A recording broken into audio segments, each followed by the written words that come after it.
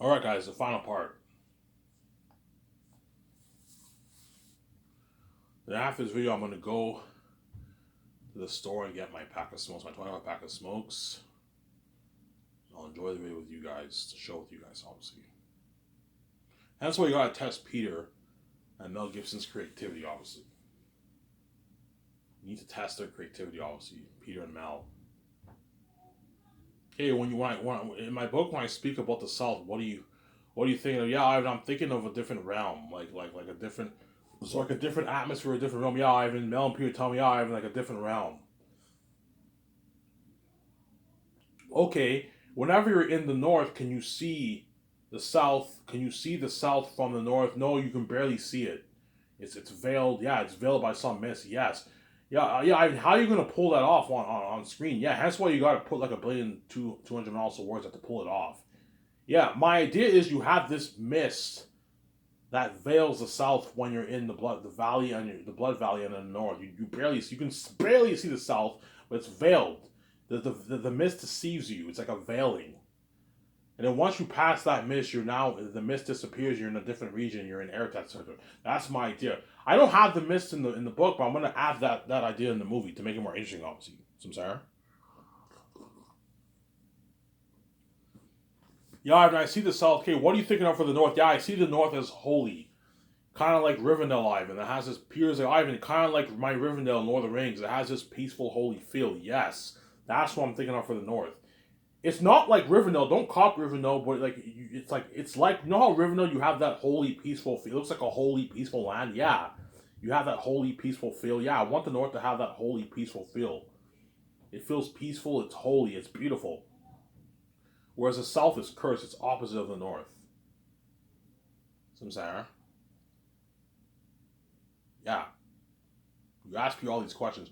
Do you see Xanax as a rated R movie, a PG-13 movie, or a 14 plus movie? Peter might tell me no. I see it as a rated R movie. Mel Gibson's like, I see it as a radar movie, Ivan. Yeah. Peter might say PG-13. Yeah, if Peter says PG-13, that's a red flag. I'm like, Peter, I don't want Zayn to be PG-13. It'll still be a masterpiece, but it won't be as good. Eritat will not be that scary. He'll be like a formidable. You'll still feel for me in the actors, but you won't really feel like I felt for the Avengers in what in the Avengers movies, and Avengers was PG-13 and Thanos was powerful. You felt for the Avengers obviously, but he wasn't scary. I didn't feel for the Avengers whereby I cried for them. No, you wanted the world to really cry and really feel for me on the action. You got him Eric to be the devil himself. I know I'm doing. So, Sarah, you ask Peter and them all these questions. It never comes a better answer. That's the director I hire, obviously. So, Sarah, I'll have a good like 10-minute interview. A good 10-minute interview with Peter and Mel. 10 minutes for Peter. 10 minutes. I'll interview Peter first, and I'll interview Mel second, obviously.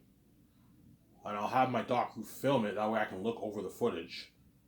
Me and VJ will look over the footage, obviously, and we have to discuss with the team who's better for the role, Mel or Peter. It's gonna be tough, obviously.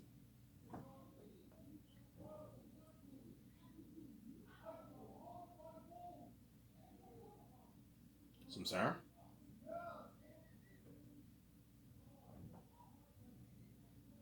Some Sarah. Yeah, I was just saying. Yeah, that's my point, obviously.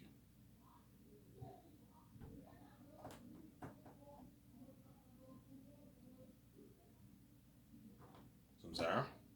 We'll shut his camera off soon.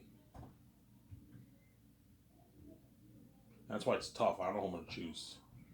Both Mel and Peter are really good directors. Some Sarah.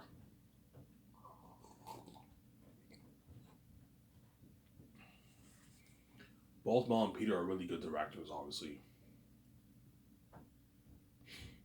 They're really good directors, both Mel and Peter. So it's very tough, obviously.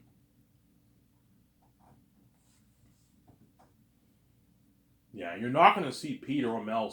You're going to see Peter and Mel bragging how much better my comedy is in Hollywood. In the documentary, Peter will be like, "Yeah, Ivan, will be like, yeah, yeah. For because this movie is so big, we have unlimited resources for set building, for visual effects, for extras, for costumes, for armor, for weapons. You don't have to worry about running out of money. The budget's so big. For the cameras, we can rent the best film IMAX cameras. We're gonna film Zanus in the IMAX experience. Yeah, that's really like an amazing experience at home. Honestly. That's why me and Vij are gonna get the full IMAX experience because I'm gonna build a private IMAX home theater. So I'm getting the full IMAX experience at home. Whereas you guys will not get the full IMAX experience at home because most of the world cannot afford a private IMAX theater room. You can afford maybe a $10,000, even if you get a $50,000 theater system, you're not getting the full IMAX. It's not IMAX, right? IMAX, you have to be rich to afford a home IMAX theater. You need to be rich, man. Someone who's like worth 20, 25 million plus. Because it costs us like 400,000 minimum to $2 million. You have to be someone who's rich. So all the bigger A-listers can afford to put money into a private IMAX theater room. But most celebrities will probably put maybe 180, 50 grand into their theaters. That's good enough. You'll still get a good theatrical experience at home, obviously. But guarantee Mel or Peter are going to build that prior. Yeah, Ivan, I'll build it. Peter's like, yeah, Ivan, I'll build it. I'll build it. Whenever I get my check, when I go back home, I'm going to build that private IMAX theater, Ivan. I'm going to put $1 million and build a private IMAX theater in my house. Yeah, Peter, that way you get the full IMAX experience in your house, yeah. You buy a nice 4K Blu-ray player, obviously. I'm going to get the best ones, the high-end, like $800, $700 ones I'm going to buy before I can easily afford it. Whereas you guys, most people are going to buy the cheaper 4K Blu-ray players. Maybe the $150 ones, $120, $130 4K Blu-ray player. That's good enough. As long as you have a good 4K Blu-ray player to play my movie, it's fine, honestly.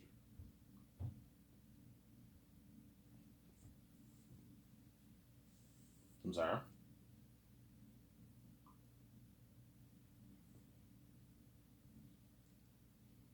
Yeah.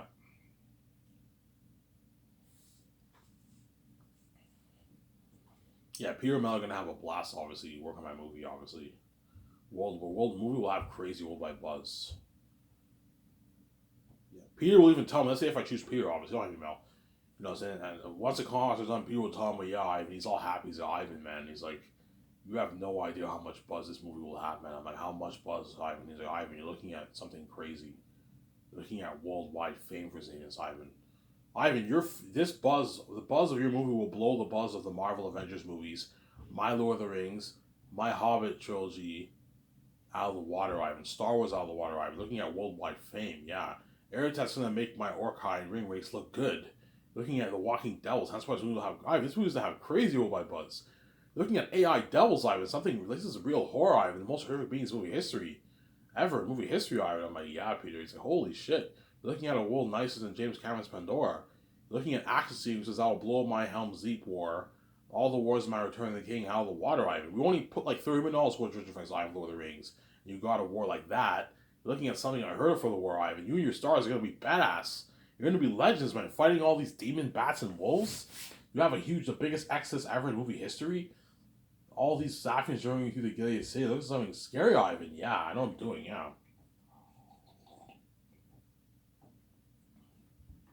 I'm saying, yeah.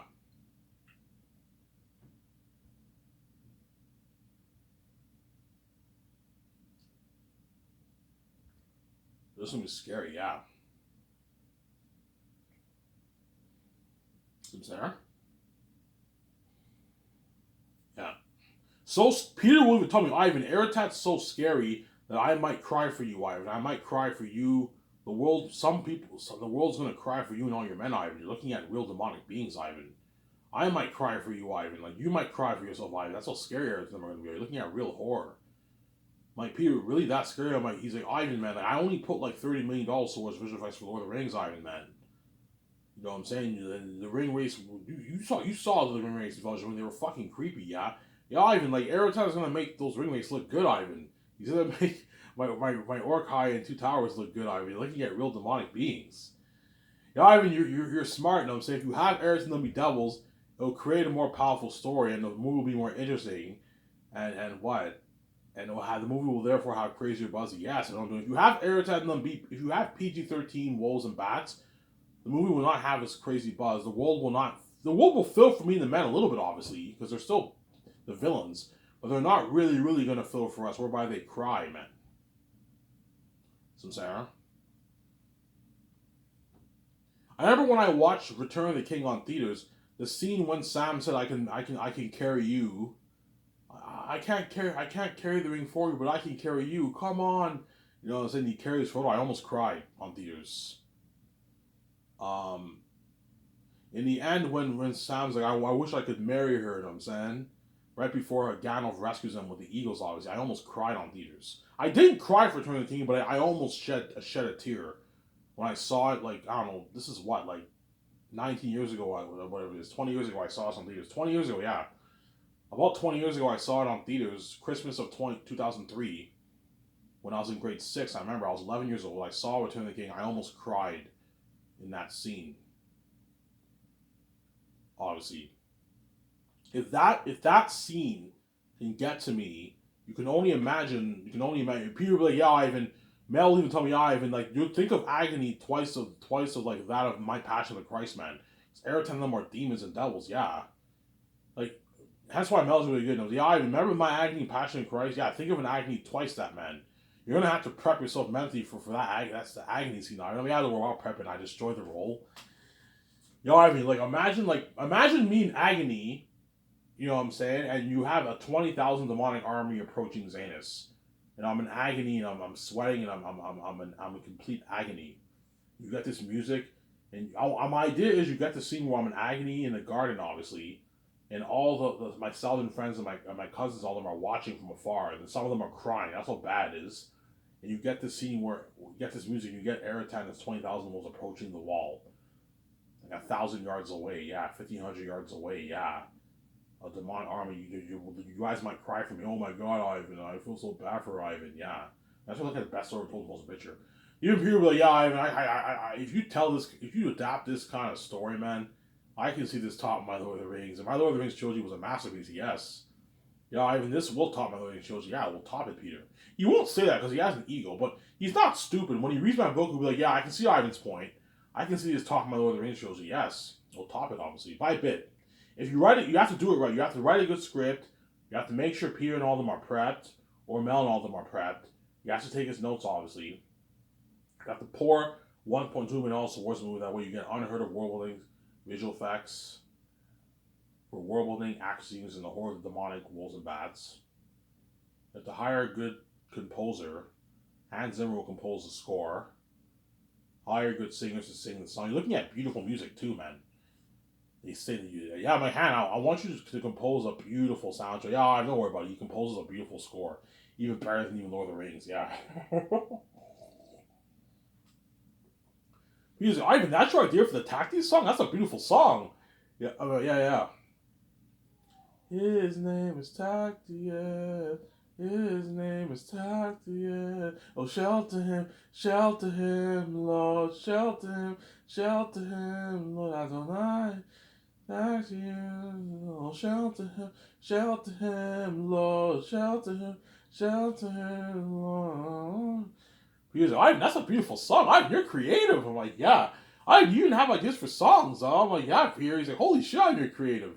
Yeah, Ivan, you're looking at a beautiful soundtrack. Yeah. I'm like, Hannah, I want you to compose a better soundtrack than what? Than Howard Shore's Lord of the Rings. Yeah, don't worry about it. He composes a better soundtrack than Howard Shore's Lord of the Rings. Yeah, Lord of the Rings, you can argue, is the best movie soundtrack ever made. It's a fucking beautiful soundtrack. Either that or Star Wars. The Star Wars prequels have beautiful soundtracks. John Williams' soundtrack is very beautiful for Star Wars. But you can argue Howard Shore's Lord of the Rings soundtrack is better than the Star Wars soundtrack. It's close, but the Star Wars originals or the prequels have arguably the best soundtracks, obviously. Or Lord of the Rings. Lord of the Rings has a beautiful soundtrack, man.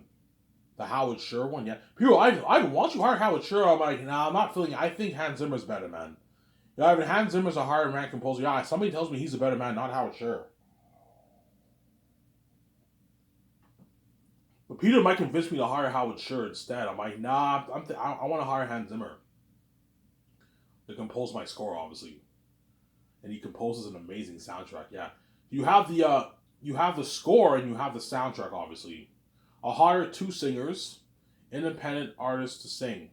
1 woman, 1 man, or 2 women to sing. Make a good 10 songs for make that Tacti song. Oh, shelter him, Lord. You know what I'm saying? You make that song, obviously. You make that song, obviously. And you what?